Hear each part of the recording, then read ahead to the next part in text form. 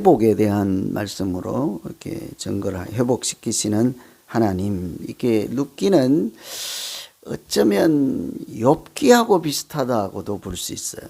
여러분 욥기 아십니까? 욥이라는 사람이 하나님께도 칭찬을 받을 만한 아주 부자이기도 하고 영적으로도 아주 대단한 하나님으로부터 칭찬받기에도 충분한 사람이었잖아요.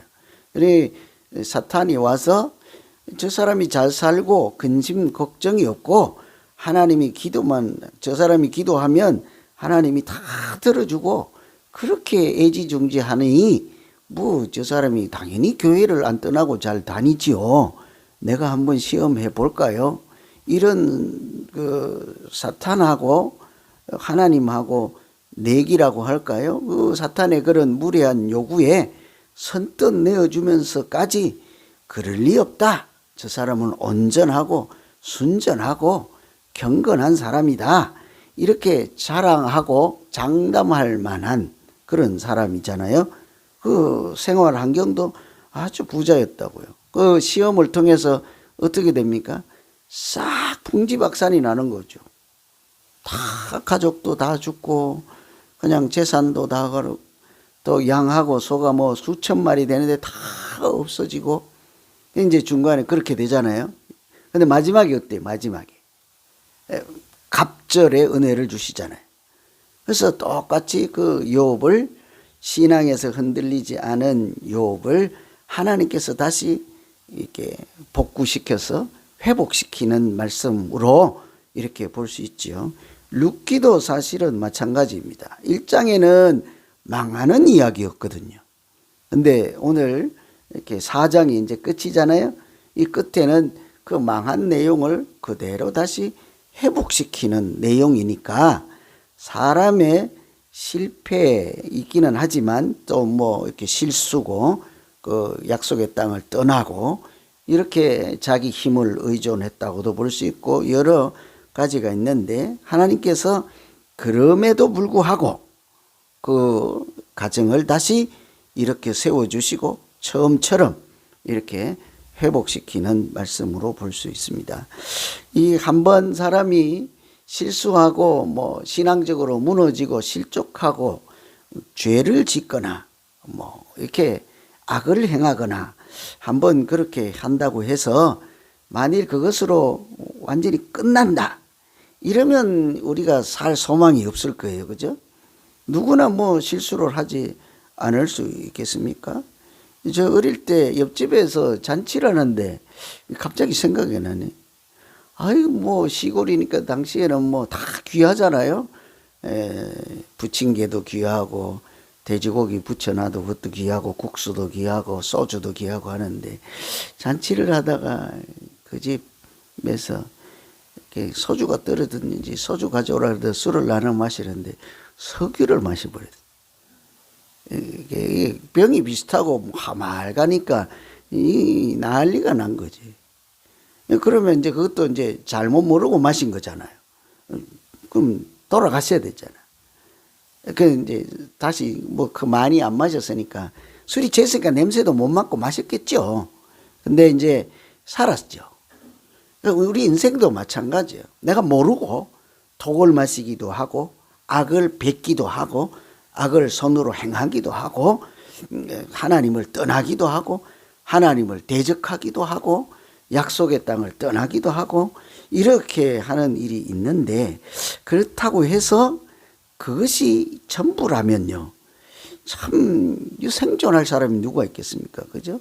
그래서 어쩌면 우리 신앙생활이라고 하는 것은 이렇게 흔히 성경에서 죄라고 하는 것이 이렇게 길에서 이탈하거나 목표에서 이탈하는 것을 죄라고 하잖아요. 하나님을 벗어나는 것을 죄라고 한다고요. 그러면 이제 그때마다 하나님께서 다시 데리고 오고 또 다시 길을 방향을 잡아주고 또 혼자 못 가니까 옆에서 동행도 해주시고 또 앞에서 이끌어 주시기도 하고 뒤에서 등을 밀어 주시기도 하고 해서 하나님의 백성으로 작게 키워가시고 양육하시고 성장하게 하시고 이렇게 욥처럼 하나님이 장담할 만한 사람으로 만들어가는 과정. 그래서 하나님이 주신 은혜를 누리면서 결국은 복 있는 사람으로 복되게 살게 하는 것이 하나님께서 관심사이지 않겠습니까? 그래서 우리 인생을 나 혼자 살아가는 것 같지만 실수하고 넘어지고 이럴 때마다 항상 다시 일으켜 세워서 하나님께서 낙심하고 절망하고 악을 행하고 죄를 범한 사람들 회복시켜서 하나님의 자녀로 지켜가시는 하나님 이야기가 우리 믿음 생활이라 해야 될 거예요. 그래서 우리가 신앙생활을 할 때 중요한 것은 하나님 없는 믿음 생활인 거예요. 이해가 됩니까, 여러분? 예수 없는 교회 생활인 거예요. 말씀 없는 믿음 생활인 거예요. 찬양 없는 믿음 생활이 됩니다. 하나님을 한 번도 거룩하다 하지 않아. 그러고는 내 나름대로 궁리를 해서 신앙생활 잘할 수 있죠. 주일도 안 빠질 수 있죠. 그래서 항상 우리가 교회에 있으나 집에 있으나 무엇을 행하거나 행치 않거나 중요한 것은 우리 마음에 예수님 살아계셔야 되는 거죠. 그래서 늘 우리 입에서 주여 하는 그 부르짖음이 자연스럽게 나올 수 있어야 되는 거예요. 그런데 우리는 언제만 주님을 찾습니까? 세상에 놀랄 일이 있거나 이상한 일을 보거나 황당한 일을 당하면 오 마이 갓 이러지. 그 아무 의미도 없는 오 마이 갓이. 그때 오 마이 갓 하지 마세요. 별로 도움도 안 되고 보기도 안 좋아. 그러나 평소에 내 마음에 주님 살아계셔서 여러분 예수님을 평소에 부르십니까? 예수님 주님이라고 부르세요. 나의 주인님, 내 인생의 주인 되시는 분, 나를 지으신 분, 내 생명을 이렇게 가지신 분, 주신 분 이런 거죠.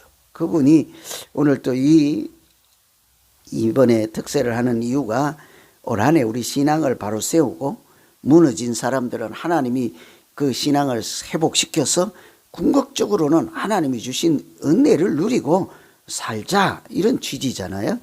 그래서 그런 사람들을 어떻게 이렇게 하나님이 회복하는가? 가장 먼저는 가정이든 개인이든지 소망을 다시 볼 수 있게 하시죠. 소망을 찾아준다고요. 소망이라는 것은 열매가 아닙니다. 업적도 아니고 다 이루어진 일이 아니라 그냥 한 줄기 희미한 빛이라 할 수 있는 거예요. 오늘 이 가정은 어떤 절망이 있었습니까? 신앙적으로 베들레헴을 떠나고 이렇게 해서 아들도 죽고 남편도 죽고 다 해서 이제 가문이 끝난 거죠. 이제 다 끝났어요. 우리도 저는 신세대라 별로 걱정 안 하는데 오남매 중에 이제 조카들도 하고 다 결혼을 했잖아요. 아들이 한 명도 없네, 손주가. 딸만 있네. 그리고는 이제 조카들이 더 이상 아기는 낳지 않는다고 하네. 딱 한 명 남았는데 누구세요? 우리 아들이 남아갖고 한국에서 전화 와서 이제 우리 집에 가문의 대는 너한테 24살짜리가 뭘 가문의 대를 이어? 저는 그런 거 상관 안 하는데 왜냐하면 요즘은 남자 여자 이런 걸 떠나서 이렇게 하니까 성경에도 그런 얘기가 있잖아요. 가문에 다 이제 남자가 하나도 없어서 딸로만 남아서 슬로보핫 이제 해서 우리가 그 약속의 땅을 이렇게 받아서 기업을 이어서 이렇게 하나님 나라의 일원으로 살아갈 수 없게 돼서 딸들에게도 토지를 달라, 땅을 분배할 때 달라 이렇게 해서 주잖아요. 그래서 그런 건 없지만 이 가정의 아픔도 대례가 이제 끊겨진 거죠. 며느리 둘, 그것도 이방 여인, 늙은 나이 드신 시어머니. 그래서 이 가정에 어떻게 다시 회복시키냐고요. 14절에 보면 여인들이 나오미에게 이르되 찬송할지로다. 여호와께서 오늘 내게 기업 물을 자가 없게 아니하셨도다. 이 아이 이름이 이스라엘 중에 유명하게 되기를 원하노라. 여기에 보면 사람들이 나오미에게 얘기해요. 그런데 당신에게 기업 물을 자가 없게 아니하셨다. 이렇게 어렵게 썼나 몰라. 하나님이 당신에게 기업 물을 자를 주셨습니다. 이런 거죠. 그 가문이 다시 대를 이어서 앞으로 계속 명맥을 유지할 길을 하나님이 열어주셨습니다. 이런 얘기죠. 그거를 구체적으로는 어떻게 했는가 하니 고엘이라는 제도가 우리는 좀 익숙하지 않아서 잘 모르겠지만 그 젊은 여자인 자기 며느리를 통해서 다 값을 대신 지불해주고 대를 잇게 해주는 희생하고 이렇게 살려줄 사람 보아스라는 사람을 붙여서 아이를 며느리가 낳았는데요. 그 며느리의 아들도 아니고 보아스의 아들도 아니고 누구의 아들이 된 거예요? 시어머니의 아들이 되게 한 거예요. 그래서 여자들이 뭐래요? 당신의 기업 물을 자를 주었다. 그래서 17절에 보면 사람들이 뭐라고 하는 거 하니 루색의 아들이 태어났다 이렇게 얘기를 해야 되잖아요. 아들을 실제로 낳은 사람, 대를 잇기 위해서.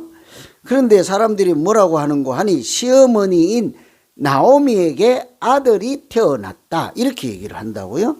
그리고 하는 말이 그 나오미가 그 아이를 양육을 할 권리자가 되었다 이렇게 했죠. 16절에 나오미가 아기를 받아 품에 품고 양육자가 되었다, 어머니가 되었다 이런 얘기죠. 그러니까 뭐 우리 친권 행사라고 하잖아요. 아이에 대한 권리 행사를 할 수 있는 것이죠. 반면에 돌이켜보면 그 아이 입장에서는 상속할 권리도 갖고 있는 거죠.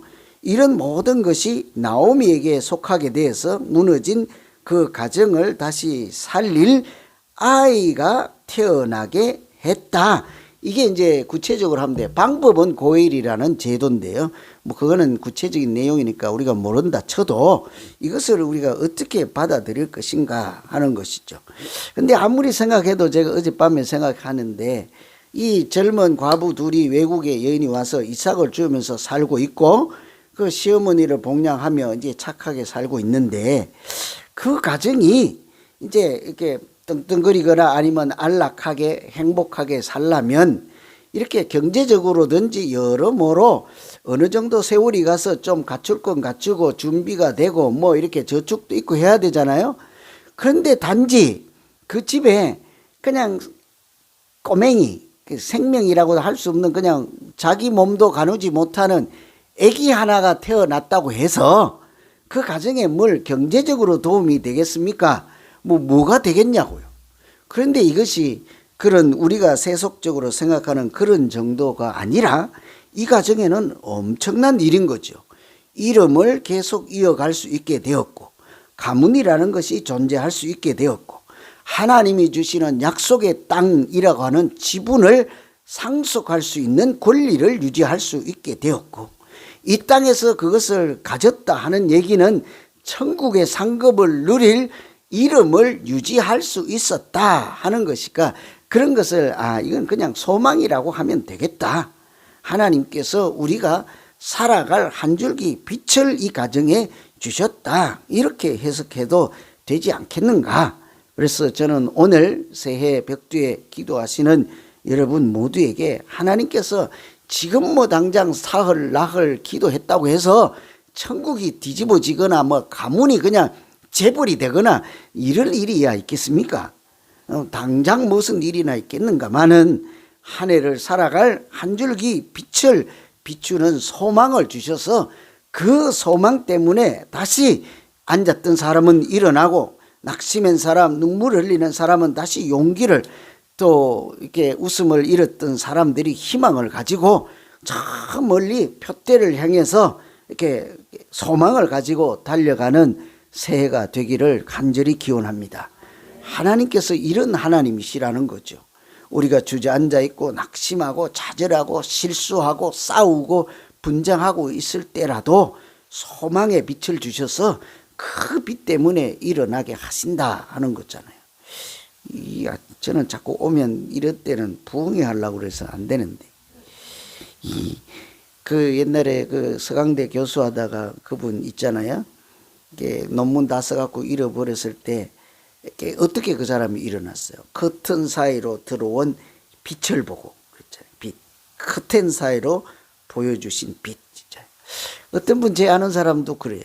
자기가 이제 좀 육체적으로 고난이 있어서 절망 가운데 있는데 하루는 빛이 쫙 비추어져서 자기 몸에 온기도 느끼고 그 방에 성령의 불이 충만한 것을 자기는 느꼈다는 거지. 그죠?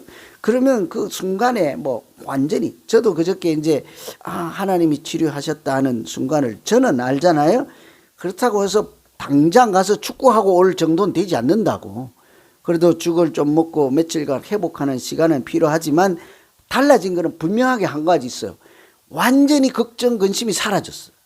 이건 고쳤다 하는 확신이 섬으로 아무 문제가 없는 거죠, 마음에. 실제로 그렇게 되기도 하고. 그래서 올 한 해는 이런 소망을 주시는 한 해가 돼서 여러분 용기를 가지고 믿음 생활에 영적인 하나님과 동행하는 끈을 놓지 않고 복된 한 해 되기를 간절히 기원합니다. 한 가지만 짧게 보고 마칠게요. 시간도 많이 됐는데 22절 4장 22절은 우리 한번 읽어볼까요? 룻기 4장 22절 시작. 오벳은 이새를 낳고 이새는 다윗을 낳았더라. 룻기는 이것을 안 읽으면 끝나는 거예요. 룻기는 한 절을 읽으면 이 말을 읽어야 되는 거예요. 성경에 룻기가 왜 들어있는가 하면 룻을 통해서 하나님이 다윗을 보냈더라 이 얘기거든요. 다윗이 왜 우리하고 상관도 없는 다윗을 왜 얘기를 하냐고요? 다윗은 마태복음 1장에 뭐라고 하는 것이 아브라함과 다윗의 후손 예수 그리스도의 계보라 이랬거든요. 다윗이 이름이 중요한 것은 예수 그리스도에 오시는 하나님의 아들 독생자를 보내시는 통로였기 때문인 거죠. 그래서 오늘 이 이야기는 회복시키는 것은 가정을 회복시키고 개인의 그 소망을 주는 이런 차원을 넘어서 사실은 하나님은 더 큰 그림을 그리고 있었죠. 어떻게 해요? 이 가정을 통해서 이 가정만이 아니라 다윗이라는 조상을 믿음의 조상을 주시고 또 그것도 끝이 아니라 앞으로 보내실 구세주인 예수 그리스도를 보내시는 준비를 누구를 통해서 했습니까? 이 가정을 통해서 하고 계셨다 하는 사실이죠.